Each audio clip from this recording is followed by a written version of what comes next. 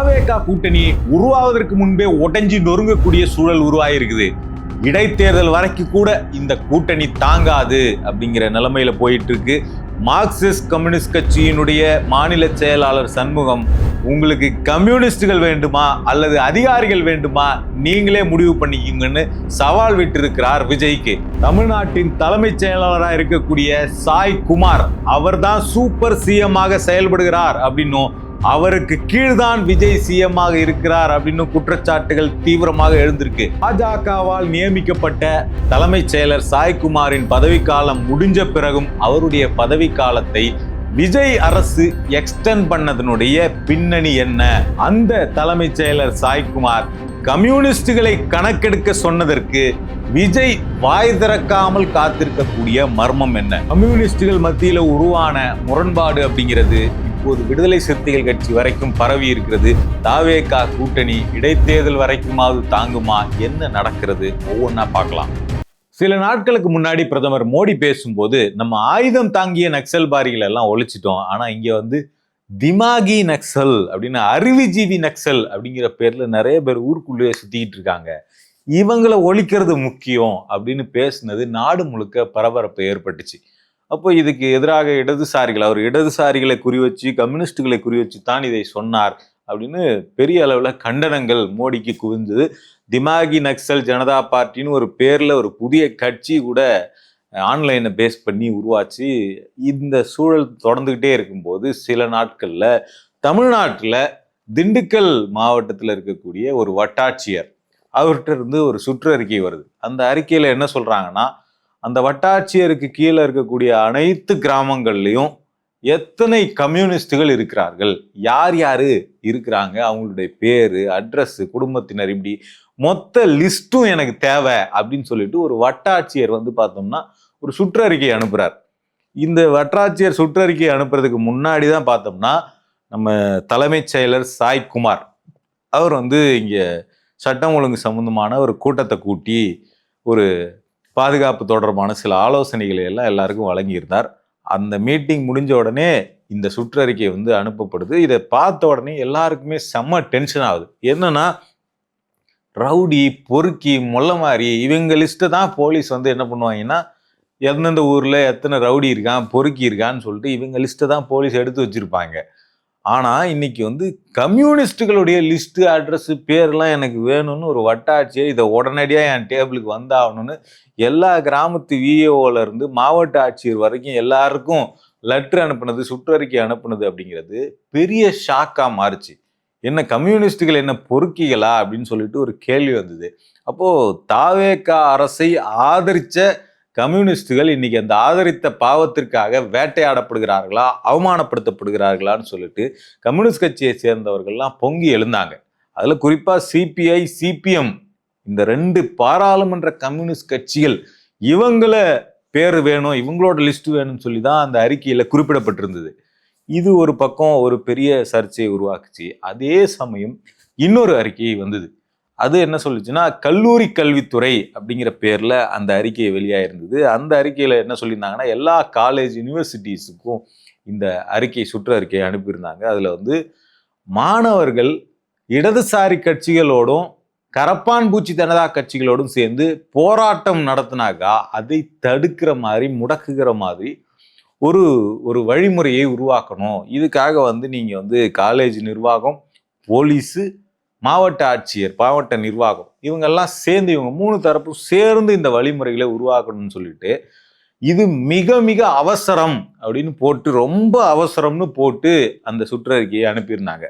இப்ப நமக்கு என்ன கேள்வி வருது அப்படின்னா, கல்லூரி மாணவர்கள் நீட் தேர்வுக்கு எதிராக போராடுறாங்க, கல்லூரி மாணவர்கள் அவங்களுடைய அடிப்படை உரிமைகள், வசதிகளுக்காக போராடுறாங்க. இதுல என்ன மிக அவசரம் சொல்ற அளவுக்கு என்ன அர்ஜென்சி வந்தது? கல்லூரி மாணவர்களை முடக்கிறதுக்கு அப்படி என்ன மிக அவசர தேவை, எமர்ஜென்சி தமிழ்நாட்டில் எழுந்தது? இங்கே போதைப் பொருள் விற்கிறாங்கன்னு காட்டி கொடுத்த மாணவர்கள் படுகொலை செய்யப்பட்டிருக்காங்க. கோவையில் அமுதன் என்கிற மாணவர் படுகொலை செய்யப்பட்டிருக்கார். திருவொற்றியூர்ல தனுஷ் என்கிற மாணவர் படுகொலை செய்யப்பட்டிருக்கிறார். இதெல்லாம் இங்கே அர்ஜென்சியா இல்லை. ஆனால் மாணவர்கள் நீட் தேர்வுக்கு எதிராக போராடுறது பெரிய அர்ஜென்சியா மாறிடுச்சு.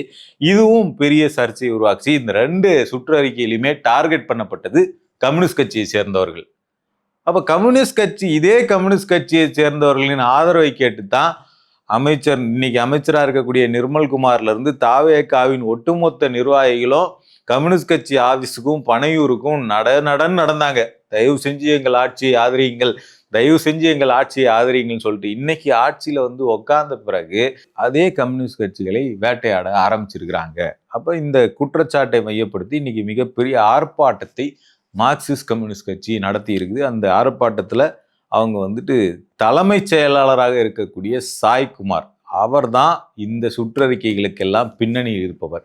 அவர் உடனடியாக பதவியிலிருந்து வெளியேற வேண்டும், அவரை தமிழ்நாட்டிலிருந்து இந்த தலைமைச் செயலர் பதவியிலிருந்து வெளியே அனுப்ப வேண்டும் அப்படின்னு சொல்லிட்டு இந்த போராட்டத்தை நடத்தி இருக்கிறாங்க. இப்போ இந்த முதல் சுற்றறிக்கை இருக்கு இல்லைங்களா, அந்த குஜிலியம்பாறையில் கம்யூனிஸ்டுகளை கணக்கெடுக்க சொன்ன அந்த வருவாய் வட்டாட்சியர், அந்த வட்டாட்சியர் அந்த இடத்துக்கு எப்படி வேலைக்கு வந்தார் அப்படின்னு சொல்லி பெரிய சர்ச்சை எழுந்திருக்கு. ஏன் அப்படின்னா அந்த வட்டாட்சியர் அங்கேயே பர்மனண்டான வட்டாட்சியர் கிடையாது.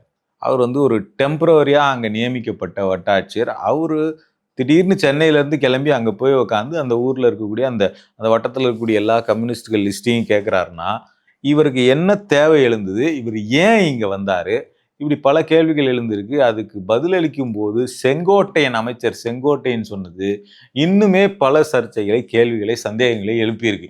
ஏன் அப்படின்னா செங்கோட்டையன் என்ன சொல்லியிருக்கிறாருன்னா, அவர் ஒரு சர்வே எடுக்கிறதுக்காக, வருவாய்த்துறை சர்வே எடுக்கிறதுக்காக டெம்பரவரியாக அனுப்பப்பட்ட ஒரு வட்டாட்சியர் தான், அவர் அங்கே பர்மனன்ட் ஸ்டாஃப் கிடையாது அப்படின்னு சொல்லியிருக்கிறாரு.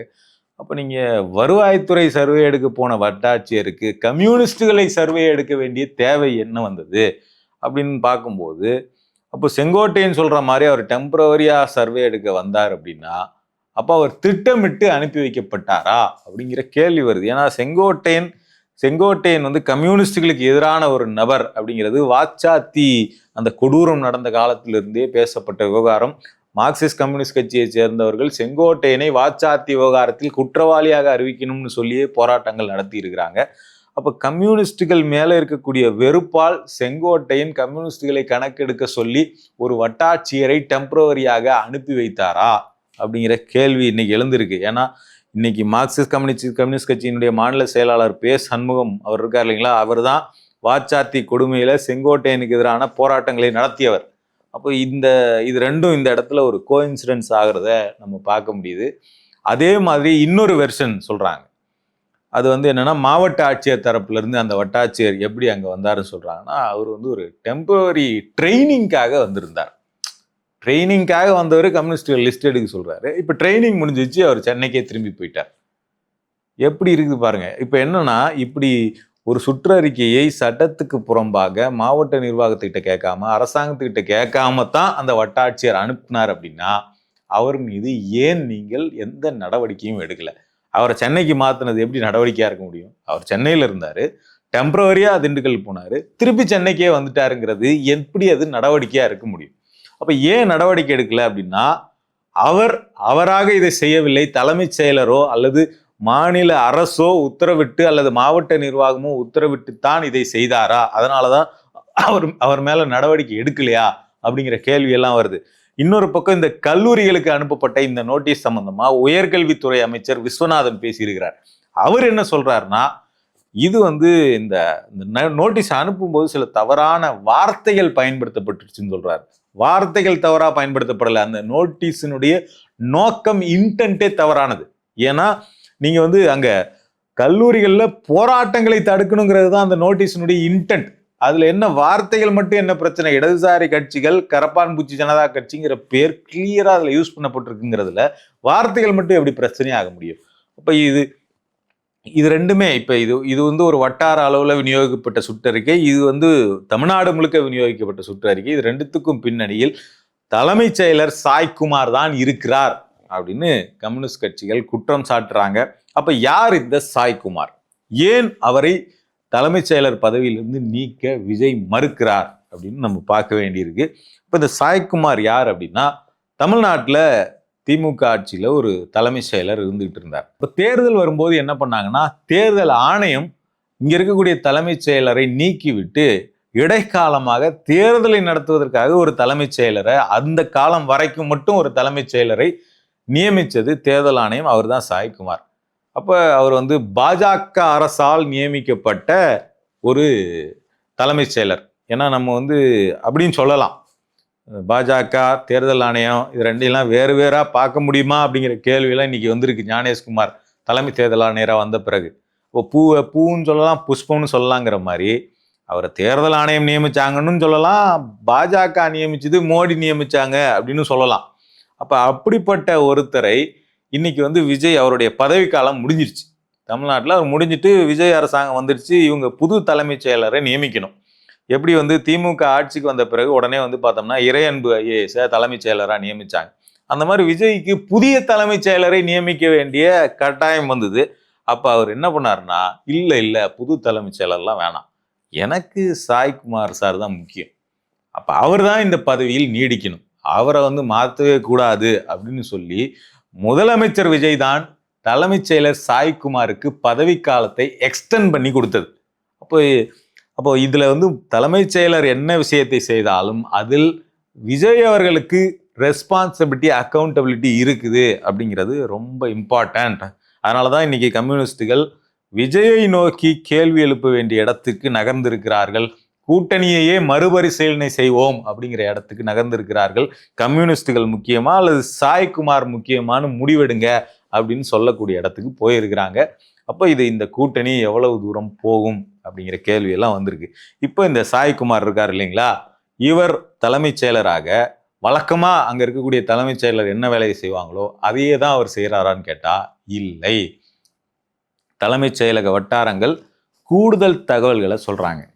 அதுல என்ன சொல்றாங்கன்னா, இப்போ முதலமைச்சர் விஜய் வந்து இப்போ பல நிர்வாக துறைகள் இருக்கு, ஒவ்வொரு துறைக்கும் செயலாளர் இருப்பாங்க, ஒவ்வொரு அமைச்சரவைக்கும் ஒவ்வொரு அமைச்சருடைய துறைகளுக்கும் செயலாளர்கள் இருப்பாங்க.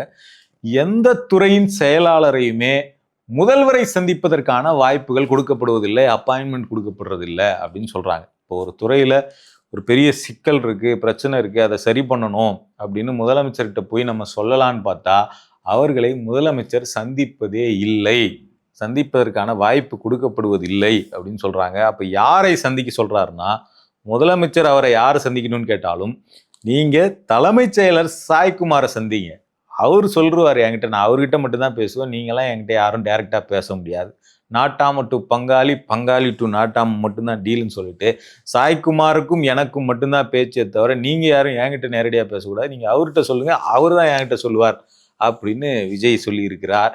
அதனால வந்து எல்லா துறைகளை சேர்ந்த செயலர்களுமே ஒரு மாதிரி கலக்கத்தில் இருக்கிறாங்க. ஏன்னா நம்ம ஒரு துறையினுடைய பிரச்சனையை சொல்றோம், அது முதலமைச்சருக்கு சரியாக போய் சேருதா சேரலையாங்கிறதே நமக்கு தெரியல அப்படின்ற கலக்கத்தில் இருக்காங்க. இப்போ கூட பார்த்தோம்னா விகடனில் ஒரு செய்தி வந்திருக்கு. அதில் வந்து நகராட்சித்துறை செயலராக இருக்கக்கூடிய அந்த துறையினுடைய அமைச்சர் முதலமைச்சர் விஜய் தான். அப்போ அதுக்கு நகராட்சித்துறை செயலராக இருக்கக்கூடிய ககன்தீப் சிங் பேடி ஐஏஎஸ் அவர் வந்து இந்த மழைக்காலம் வரப்போது மழைக்கால தடுப்பு பணிகள் குறித்து சில விஷயங்களை விவாதிக்கணும் அப்படின்னு சொல்லிட்டு முதலமைச்சரை சந்திக்க வாய்ப்பு கேட்டிருக்கிறார். அவருக்கு வாய்ப்பு மறுக்கப்பட்டு நீங்கள் சாய்குமார்கிட்ட சொல்லுங்க, அவர் என்கிட்ட சொல்லுவாருன்னு தான் சொல்லியிருக்கிறாங்க. இது விகடனில் வெளிவந்திருக்கக்கூடிய செய்தி. இப்போ சாய்குமார் எந்த அளவுக்கு பவர்ஃபுல்லான ஒரு நபராக இருக்கிறார் அப்படின்னு விகடனில் கழுகார பகுதியில் வந்த செய்தி என்ன சொல்லுதுன்னா, முதல்வரை கைக்குள் வைத்துக்கொண்டு அதிகாரிகளிடமும் அமைச்சர்களிடமும் ஏகத்துக்கும் எகிறுகிறாராம் தலைமைச் செயலாளர் சாய்குமார். அவரை தாண்டி முதல்வரை எந்த அதிகாரியாலும் சந்திக்க முடியவில்லை என்ற குமுறல் கோட்டையில் ஓங்கி ஒலிக்கிறது. அரசின் முடிவுகளை சாய்குமாரே எடுப்பதால் தான் இடதுசாரிகளோ காக்ரோச் ஜனதா கட்சியினர் நடத்தும் போராட்டங்களில் மாணவர்கள் கலந்து கொள்ளாமல் தடுக்க வேண்டும் என்று கல்லூரி நிர்வாகங்களுக்கு சுற்றறிக்கை அனுப்பப்பட்டதாம். இடதுசாரிகளின் எதிர்ப்பால் அந்த சுற்றறிக்கை வாபஸ் பெறப்பட்டிருக்கிறது அப்படின்னு சொல்லிட்டு அந்த சம்பவம் குறித்து முதல்வர் சாய்குமார்கிட்ட கேட்டிருக்கிறார். என்னங்க இந்த மாதிரி நோட்டிஃபிகேஷன்லாம் போயிருக்காமே அப்படின்னு கேட்டதுக்கு சாய்குமார் சின்ன இஷ்யூ தான் சார், சால்வ் பண்ணியாச்சு என்று கூலாக பதிலளித்திருக்கிறார். அப்போ முதல்வரும் வந்து அதை அப்படியே கடந்து போயிட்டார். அவர் தான் சின்ன இஷ்யூன்னு சொல்லிட்டாருன்னு கடந்து போயிட்டாரு அப்படின்னு சொல்றாங்க. ஆனால் இன்னைக்கு அது மார்க்சிஸ்ட் கம்யூனிஸ்ட் கட்சி கூட்டணியை மறுபரிசீலனை செய்ய போகிறோம்னு சவால் விடக்கூடிய அளவுக்கு இந்த விஷயம் பெரியதாக மாறி இருக்கிறது. இப்போ என்னன்னா, கூட்டணியிலும் ஆட்சியிலும் குழப்பத்தை ஏற்படுத்தும் விதமாக முடிவுகளை எடுக்கிறார் சாய்குமார். அவரை முதல்வரும் கண்டிப்பதில்லை என்பதால் சூப்பர் முதல்வராக வலம் வருகிறார் என்று அமைச்சர்களே நொந்து கொள்கிறார்கள் அப்படின்னு சாய்குமாரை பற்றி விகடன் சொல்கிறது. இப்போ கூட்டணி கட்சி தலைவர்களே வந்து அவர்கிட்ட அப்பாயின்மெண்ட் கேட்டப்ப அவர் வந்து முடியாதுன்னு, விஜயை சந்திக்க முடியாதுன்னு மறுத்திருக்கிறார். அது மட்டும் இல்ல, டிரான்ஸ்ஃபர், போஸ்டிங், மத்தியில் ஆள்பவருக்கு அனுப்பும் கடிதங்கள், முதல்வரின் சந்திப்புகள், தொழில் முதலீடுகள் என சகலத்தையும் முடிவு செய்வது சாய்குமார் தான். ஆட்சி நிர்வாகத்தில் முதல்வருக்கு முன் அனுபவம் இல்லை என்பதால் இப்படி செஞ்சா உங்களுக்கு தப்பா போயிடும் சார், நான் சொல்ற மாதிரி செய்யுங்க என்று சொல்லி தான் நினைப்பதை முடிவாக எடுக்க வைக்கிறாராம் சாய்குமார். இதுதான் வந்து முதல்வர் விஜய் ஆட்சியில் இருக்கக்கூடிய பிரதான சிக்கல் அப்படின்னு இன்னைக்கு விகடன்ல இருந்து, அமைச்சர்கள்ல இருந்து, கூட்டணி கட்சியினர் வரைக்கும் எல்லாரும் பொங்கி கொண்டிருக்கிறார்கள். சாய்குமார் தான் சூப்பர் சிஎம்மாக இருக்கிறார், அவருக்கு கீழே தான் விஜய் சிஎம்மாக இருக்கிறார், அவர் சொல்வது தான் நடக்கிறது, முதல்வர் விஜய்க்கு எதுவுமே தெரியாம இருப்பதுனால சாய்குமார் அவரை தன் இஷ்டத்துக்கு வளைத்து ஆடிக்கொண்டிருக்கிறார், ஆட்டம் ஆடிக்கொண்டிருக்கிறார் அப்படின்னு இன்னைக்கு கம்ப்ளைண்ட்ஸ் வர ஆரம்பிச்சிருக்கு. அப்போ இங்க வந்து அரசின் பேச்சை கேட்டு அதிகாரிகள் நடக்கிறார்களா, அல்லது அதிகாரிகளின் பேச்சை கேட்டு அரசு நடக்கிறதா, இதுக்கு பதில் சொல்லுங்க அப்படிங்கிறது தான் இன்னைக்கு பே சண்முகம் எழுப்பி இருக்கக்கூடிய மிகப்பெரிய கேள்வி. அப்போ இந்த விவகாரம் பூதாகரமாக வெடித்திருக்கிறது. கம்யூனிஸ்டுகளை கணக்கெடுக்க சொன்ன விவகாரம். அப்போ பாஜகவினுடைய உத்தரவின் பேரில் மோடி திமாகி நக்சல்னு சொன்ன பிறகு அவருடைய அந்த விஷயத்தை தமிழ்நாட்டில் நடத்தி காட்டுவதற்காக சாய்குமார் வேலை பார்த்துக்கிட்டு இருக்கிறார் அப்படிங்கிறது தான் இன்னைக்கு வந்திருக்கக்கூடிய பெரிய குற்றச்சாட்டு. ஸோ இதில் அடுத்ததாக கம்யூனிஸ்டுகளை தொடர்ந்து திருமா அவரும் சில மன வருத்தத்தில் இருப்பதாக செய்திகள் வந்துகிட்டு இருக்கு. அது என்னன்னா, அதுவும் விகடனில் வந்திருக்கக்கூடிய செய்தி என்ன சொல்லுதுன்னா, திருமா வந்து இவ்வளோ நாளாக நாங்கள் தாவேகா கூட்டணியில் இருக்கிறோம் அப்படிங்கிறத ஓப்பனாக சொல்லாமல் இருந்தார். ஆனால் இப்போ வந்து முதல் முறையாக அவருடைய தமிழ் தேசிய எழுச்சி மாநாட்டில் இனி நாங்கள் தாவேகாவுடன் தான் கூட்டணியில் இருக்க போகிறோம், தொடரப்போகிறோம் அப்படின்னு வெளிப்படையாக அறிவித்தார். அதற்கு பின்பு தாவேகா தலைவர் விஜயோ அல்லது முக்கிய நிர்வாகிகளோ முக்கிய அமைச்சர்களோ திருமாவினுடைய பேச்சை வரவேற்று கூட அறிக்கை கொடுக்கல அப்படிங்கிறது விடுதலை சிறுத்தைகள் கட்சியினுடைய முதன்மை நிர்வாகிகள் மத்தியில ஒரு பெரிய வருத்தத்தையும் கலக்கத்தையும் ஏற்படுத்தியிருக்கு. இவங்க எதுலையுமே ஸ்ட்ராங்கான நிலைப்பாடு எடுக்க மாட்டாங்க, பாஜகவை எதிர்க்க மாட்டாங்க, நம்ம மனுசாஸ்திர எதிர்ப்புன்னு சொல்லிக்கிட்டு இருக்கோம், அதை பற்றியெல்லாம் வாயே திறக்க மாட்டாங்க, ஒரு தெளிவான நிலைப்பாடு இல்லாமலே தொடர்ச்சியாக இருந்துக்கிட்டு இருக்கிறாங்க. சட்டமன்றத்தில் ஒன்று பேசுகிறாரு, அமித்ஷா முன்னாடி வேற ஒன்று பேசுகிறாரு. இப்போ பாஜகங்கிற பேரே அவர் வாயில இருந்து வரமாட்டேங்கிறது. அப்படிலாம் இருக்கும்போது இவரை நம்பி நம்ம குதிச்சிருக்கிறோமே, இது சரியான முடிவு தானா அப்படிங்கிற ஒரு ஒரு ஒரு அச்சத்தில் விசிக நிர்வாகிகளே இருக்கிறார்கள் அப்படின்னு விசிக முக்கிய நிர்வாகிகளை பேட்டி கண்டு விகடன் வெளியிட்டு இருக்கிறது. அப்போ இந்த தாவேகா உருவாக்கின கூட்டணி அப்படிங்கிறது, அதனுடைய ஊசலாட்டம் அப்படிங்கிறது, அது உருவாவதற்கு முன்னாடியே, அந்த கூட்டணிக்கு பேர் வைப்பதற்கு முன்னாடியே தொடங்கி விட்டது அப்படிங்கிறது தான் அதில் வந்திருக்கக்கூடிய மிக பெரும் சவால் அப்படின்னு பார்க்கப்படுது.